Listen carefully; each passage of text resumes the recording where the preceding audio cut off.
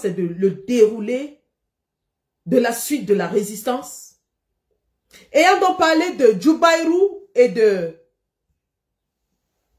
Ramon Kota, qui ont été kidnappés, torturés, séquestrés, emprisonnés pour leurs idées, nous disons à Fleur de Lille, qui en mai a fait un post de Paul Biya, disant qu'on n'a plus besoin d'aller dans le maquis pour exprimer nos opinions. Fleur de Lille, qui de temps en temps sort de son domaine de l'influence pour s'ingérer dans la politique. Dame Fleur de Lille, vous n'êtes pas au courant de cette situation de 2 Camerounais qui sont torturés. Dame Fleur de Lille, vous n'avez pas vu la mère de Djoubaïrou qui marchait partout pour demander où est son fils?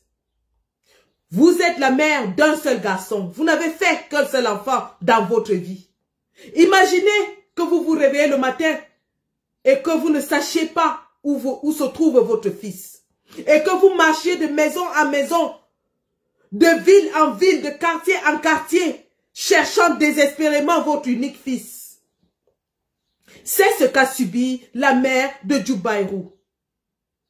Et nous vous avons prévenu, ne vous moquez pas de la souffrance d'un peuple, Fleur de Lille. Vous êtes amis avec Samuel Eto'o, vous êtes amis avec, comment il s'appelle là, Guylaine Chapuis, Madame Doulou, ainsi de suite. Soit. Mais n'utilisez pas vos relations pour vous moquer de la souffrance d'un peuple.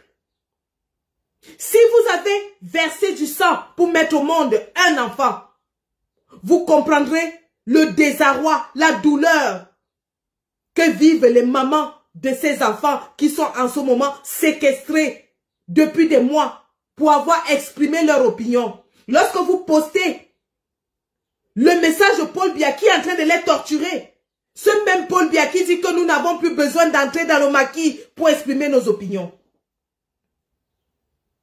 Nous vous avons prévenu et vous êtes sortis de la politique. Mais puisque vous devez justifier vos accointances, vous avez recommencé, vous avez récidivé, vous êtes tombé dans les mêmes travers. Et vous ne le faites pas au hasard. Vous décidez de poster un message de Paul Biya en filigrane, en faisant croire aux gens qu'il y a la démocratie au Cameroun et que tout le monde est libre, que vous voulez la paix. Mais vous le postez au moment où le même Paul Biya est en train de vouloir créer la guerre civile en éliminant la candidature de Kamto. Vous le faites au même moment où Paul Biya est en train de traficoter le site du Minat pour se maintenir au pouvoir en éliminant un candidat. Le timing de votre sortie, la portée de votre sortie ne sont pas faits au hasard. Et c'est pour ça que nous appesantissons sur vous aujourd'hui. Dame Fleur de Lille, dans ce live aujourd'hui, devant tous les Camerounais qui vont nous suivre, nous allons appeler la police de Paris, la gendarmerie de Paris, l'immigration de France, le fisc de France, tous les services compétents, les phytosanitaires et tous les services compétents pour les avertir de ce que vous vous préparez à faire le 14 novembre 2025. Soyez-en sûrs, dans ce live, nous allons le faire. J'aurais dû faire ce live hier, mais j'ai attendu aujourd'hui parce que c'est un jour ouvrable et à des heures ouvrables. Nous allons appeler tous les services compétents. C'est le point de départ de votre boycott. La suite, ce sera sur le terrain.